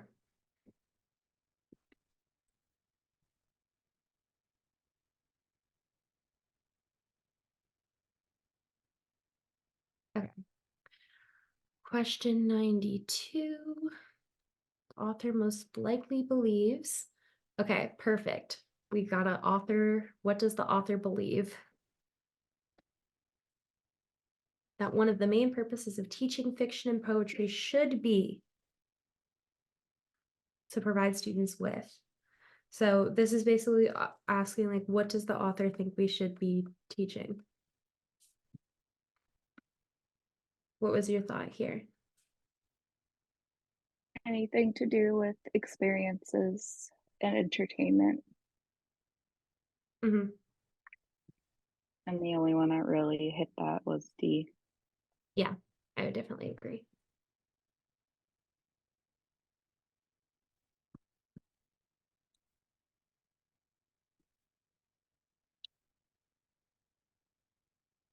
Curious about do not teach popular entertainment. Pressure to teach him something objective.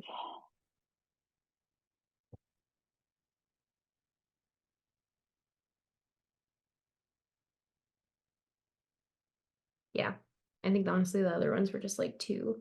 Like C definitely conflicted. They were like, you can read stuff just because it's not like something you can analyze. And then yeah, B was never really addressed. And then A was also kind of the opposite of what they were implying.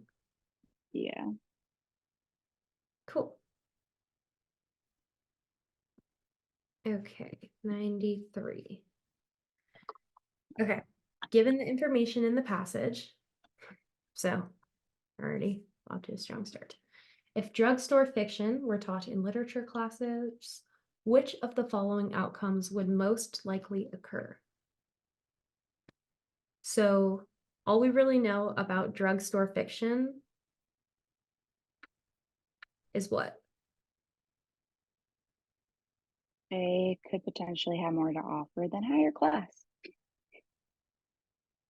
I think like entertaining. which can be good. Yeah. Okay. What was your thought process for 93? So again, fulfilling back to where it was mentioned. Well, I skipped this one originally, but then after going back, this is basically entertaining, good, have more to offer. Whichever one would best fit as support for this sentence.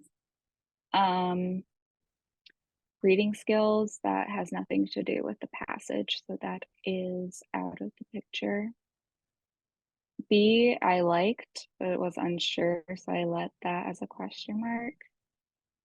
Students would enjoy the classes more. We don't know anything about the students' perspective on this, so that is out of question. And then students would better understand literary terms like point of view. I put this also as a question mark, but then after coming back to it and also noticing that this is what the author does not want, it just made me more okay with liking B. So I'm okay with B. So that one was what our current values. Right. Okay. So Oh, I don't like that. at a like just kind of thinking through like at a kind of baseline logical level, it's going to say like what will happen if we teach these novels in schools, and it says that basically we know that it would be entertaining. So I think the first thing would happen like as a logical step from there is that like people would be entertained. I think that kind of makes sense, is like if you teach entertaining material, people would be entertained. And that kind of relates to the last question where it talked about, what was it, like students would, what was it? Students engaging Main experience. purpose, yeah. So basically like if we taught drugstore fiction, which is kind of one of these classes that we're talking to, students would have people will be entertained slash whatever the last language was like students will have engaging experiences.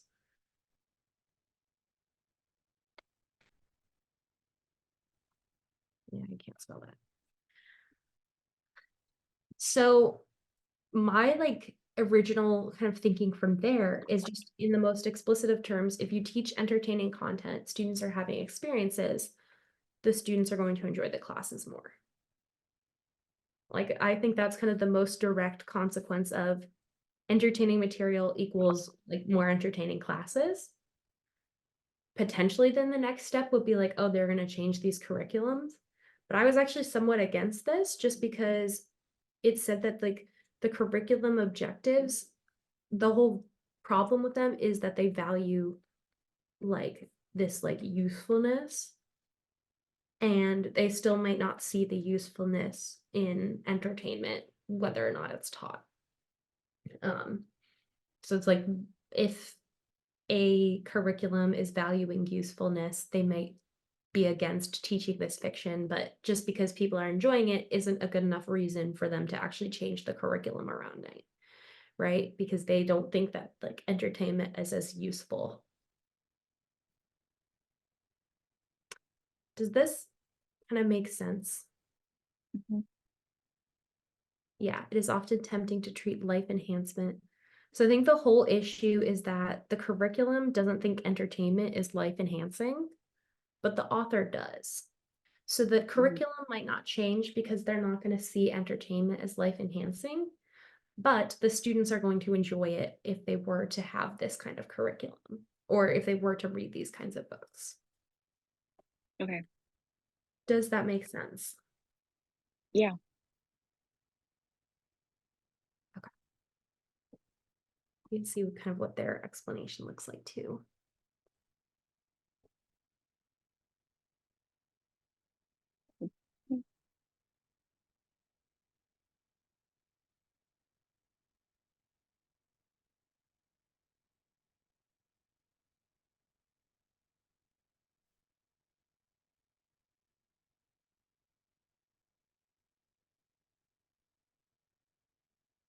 Yeah, they didn't necessarily describe it a ton.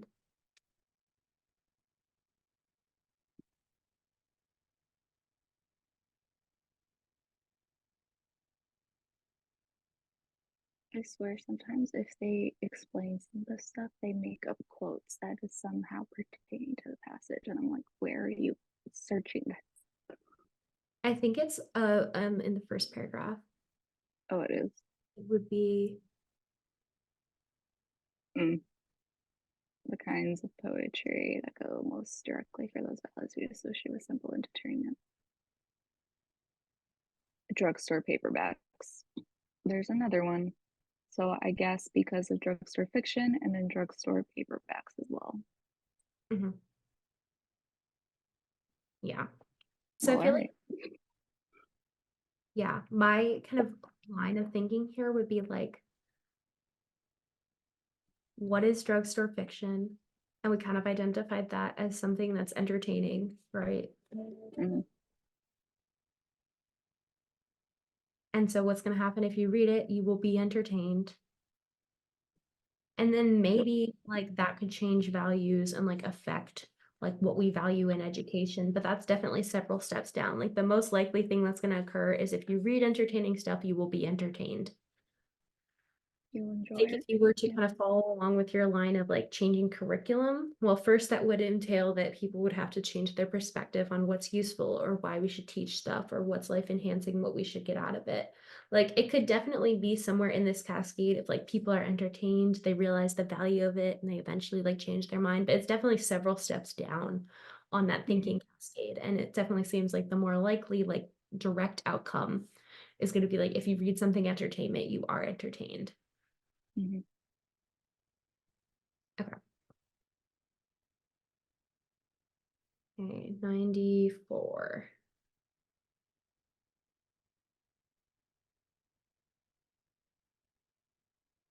The author suggests that the study of literature is much less rewarding when it, so again, just thinking about what the author's point of view on literature is.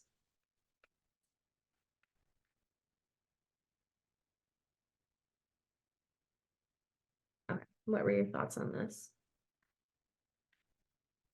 So it's that.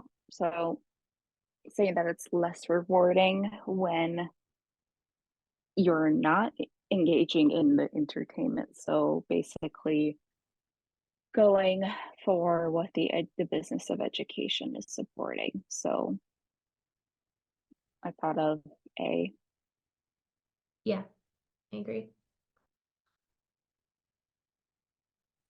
Because like it can still be rewarding even if it doesn't give you useful information, even if it doesn't give you, whatever the other things are that it's talking about. Like it's basically saying it can still be useful. Mm-hmm. Because B, C, and D would all kind of fit with just reading entertaining stuff for it to be entertaining, and A would be the counterpart to that. So it's also almost like an odd one out kind of question. Mm-hmm. Cool. Okay, last one, 95.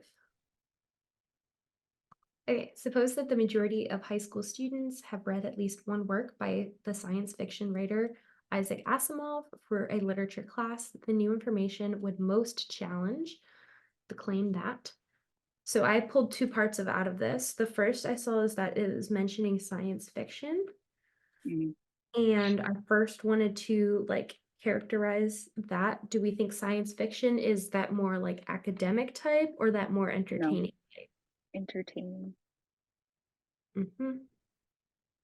Entertaining. And then obviously we have to know what the author's claim is here.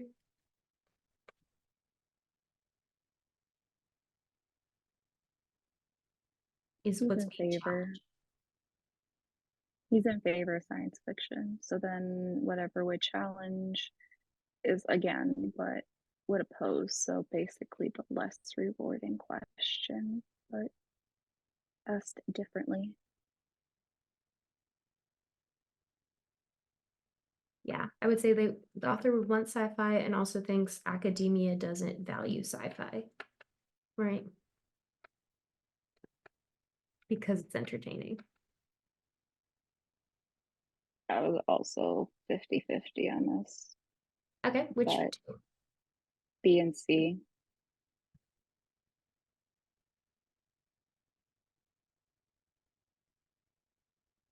Literature courses usually meet prescribed curriculum objectives, or the people who determine school curricula are generally ignorant of literature. Okay, let's break this down. So the first thing that I went to was where sci-fi was mentioned, and it's somewhere in the first paragraph. In theory, it may be proper that teachers ignore thrillers, science fiction, and the comic books. So just even looking at that sentence, it's saying teachers ignore sci-fi. Mm-hmm. If a teacher is teaching sci-fi, that seems to like pretty much challenge that idea, right? Yeah. I'm even seeing like some dissension just within this first sentence here, that teachers ignore sci-fi.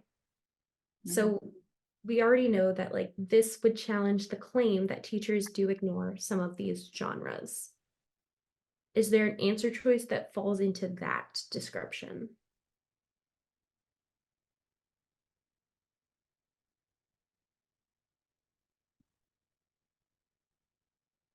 So now C and D are the same when pinpointing this sentence. Okay. Yeah, Sandy. I feel like those, So yeah. now those are similar to me. So now I don't know. Okay. So then between C and D, I would agree. Both of these could potentially support this idea that teachers are ignorant of a genre. Okay. I think But A was pretty much off the table, right? No fee. yeah, Because sci-fi would last, and yeah, not what the author thinks. Literature courses usually meet prescribed curriculum objectives. I can also see where you potentially came up with that. In terms of like reasoning for it.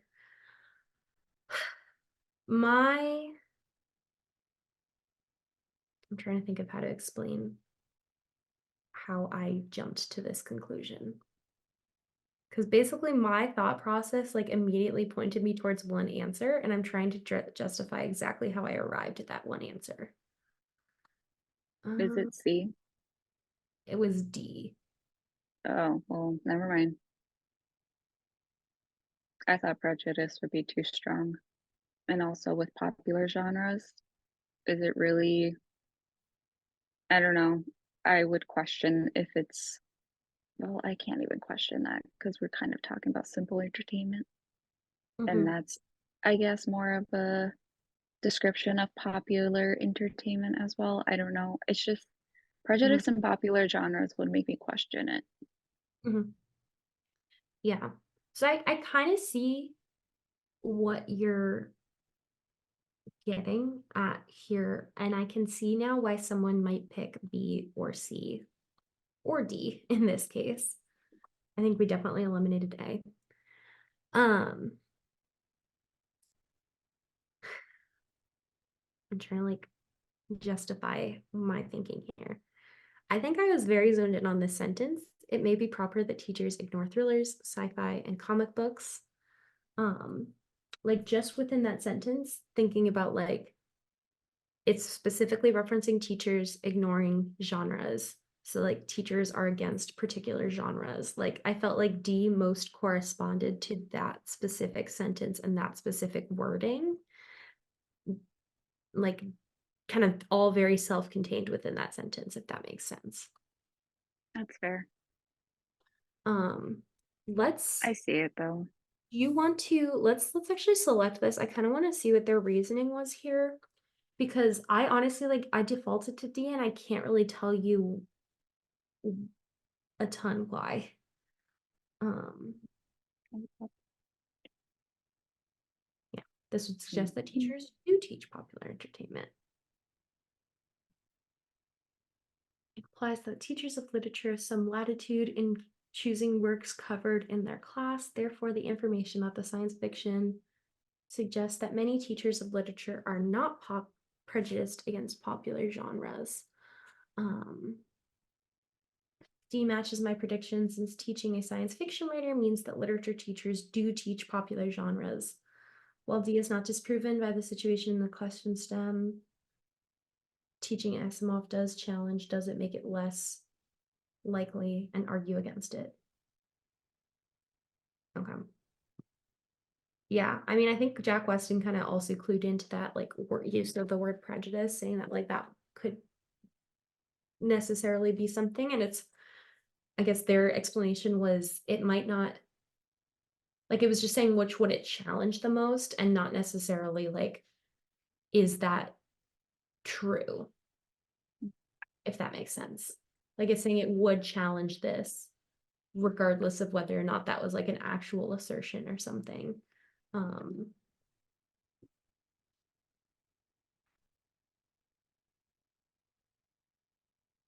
That's also encircling the literature teachers as well. Mhm, So like it makes sense in the end, but mhm. So I guess here's what I'm thinking actually. Could you scroll back up to the question stem? mhm. So blah blah blah blah.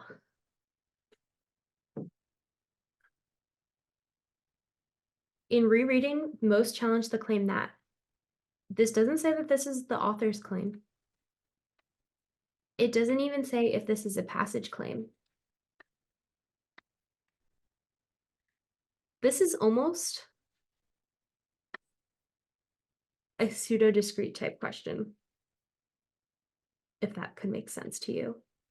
In that it's saying this information would challenge what claim, and then it gives you a list of the claims. None of these are necessarily claims from the passage. I honestly don't think any of them are really mentioned at all in the passage. So it's not asking you to support a passage claim, it's asking you to connect a fact with a new claim, in this case, disproving it, Mhm. kind of just with the context of the passage. But honestly, this is fairly outside of the scope of the passage as a question. Does that make sense? Mhm. Because we know it said that, like, the author definitely said that they don't teach these things. The author definitely never said that they are like prejudiced. But the author also never said A. The author, I mean, never really said anything about B. Um, and I don't think the author says anything about, I don't think they said that like they're ignorant. So it's almost like does that comparison of like a potentially like a pseudo discrete type question make sense? Yeah. Because And I get I think exactly why you jumped to eliminate that because of the word prejudice. But it makes sense to me how it's like it's not necessarily asking you to prove or disprove an author's claim, it's asking you to evaluate evidence in terms of a totally separate claim. So just being able to pull away from that and like look just a very self-contained type question.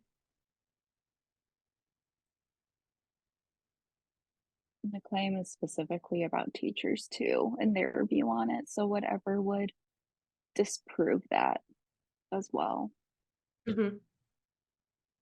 Yes. I think if the question was worded as like, would most challenge the author's claim or the passage's claim, that's where you can immediately go and eliminate something like D because you know that it doesn't like prejudice is too strong. Mhm. But I guess this is a little like they tried to get funky with it. So potentially just being able to draw that distinction. Are we talking about a passage claim or a author Author. claim or none of the above? None. 1 second, I need to answer this phone call. You're fine.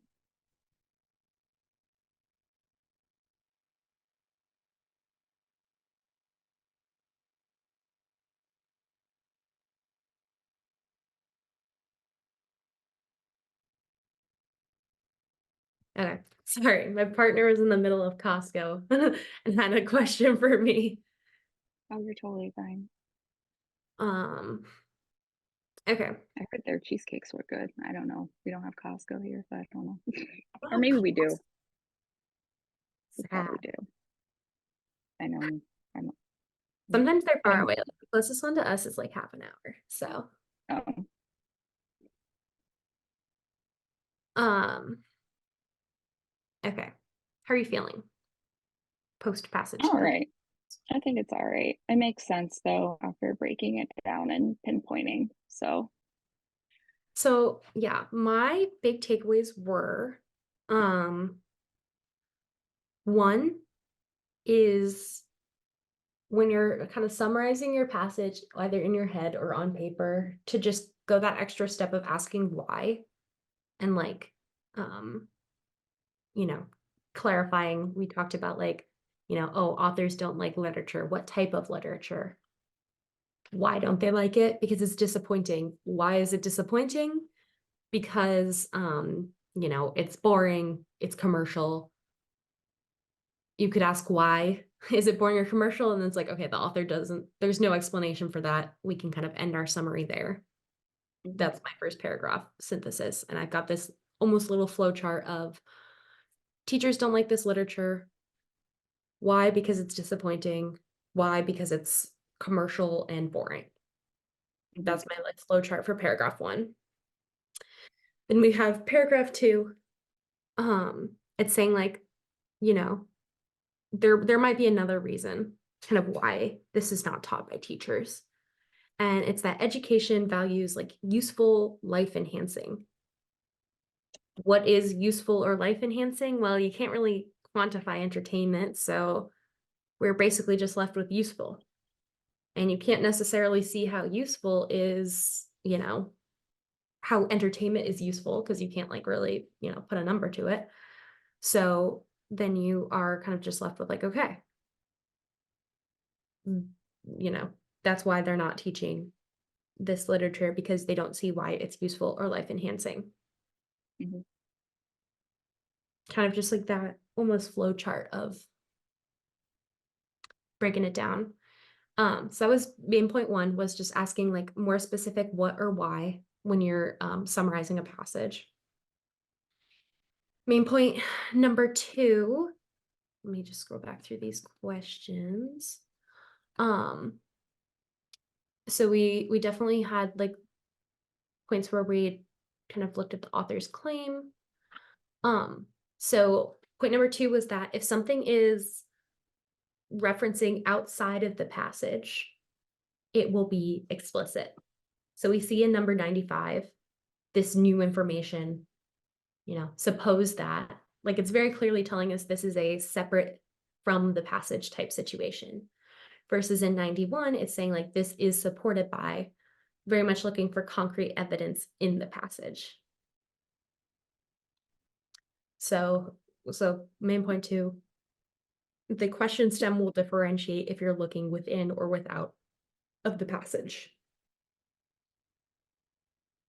And let me see.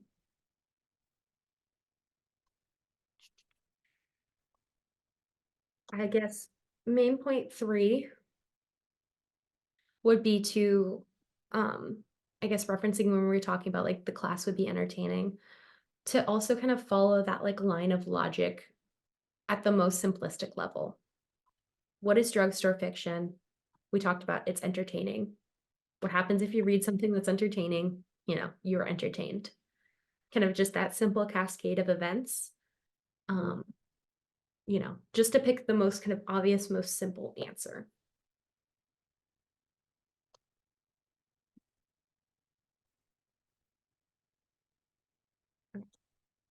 Do all of those make sense? Yes. Awesome. Okay. I feel like this was maybe just a good, like, bless you. My dog. A good like reconnection to some of the like, I know we definitely talked about like main idea strategies and such, and it like obviously I feel like you're doing a good job of picking up on the main ideas. I'm just now inviting you to take that like next step and like just further synthesize those main ideas, get a little bit more detailed. And then in terms of our question stems, just kind of better identify some of those clues that hint us towards like reference in the passage, reference out of the passage, make a few leaps of like, have like a linear line of logic, like be able to point to how you thought through things. Um, Sometimes, like, honestly, I feel like for some of these, if you just like really quickly read it and kind of glanced at it, like maybe you would even kind of default towards one of these answers in that, like, oh, drugstore things are entertaining, like students would be entertained. And then maybe you start to think deeper and you're thinking about curriculum, but that's kind of where you've kind of gotten past the main point already of, you know, at the most simple level, like this supports this idea that you would be entertained and that students would enjoy the class more. Mm-hmm. Makes sense. Yeah. Okay. Think simple. Yeah, so easy. Just do all that. Yeah, exactly. Um, I think what might be helpful as you go through your AAMC passages this week, would be to like note in the question breakdown, like in your little spreadsheet, like kind of whether the question stem, I mean, you might already do this, is kind of referring like within the passage as like what reading within the text or between the text or beyond the text or whatever. Yeah. Um, but maybe doing that in a little bit more of like, oh, this was asking me to find evidence in the passage. This was asking me to follow a line of logic based on the passage. And then this was asking me to add new information, kind of those three categories.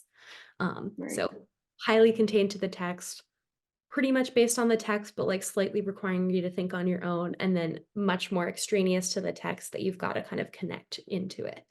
So those like Mhm. three levels of like 1, 2, 3, Yeah. and being able to put every question into that, I think could be helpful. Hmm.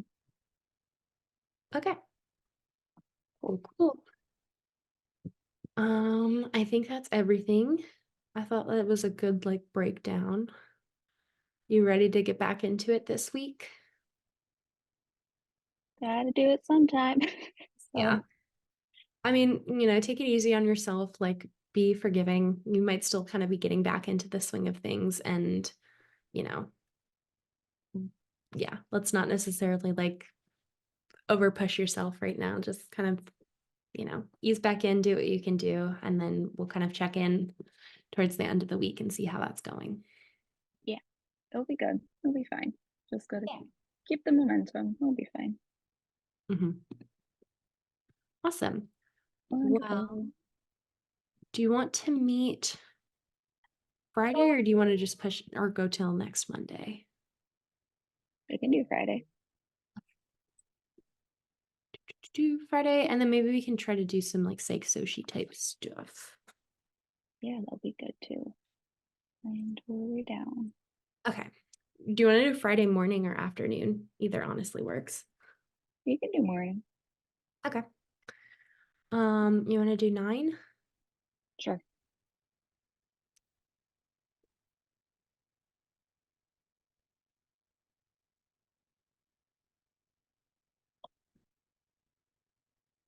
So we'll try to target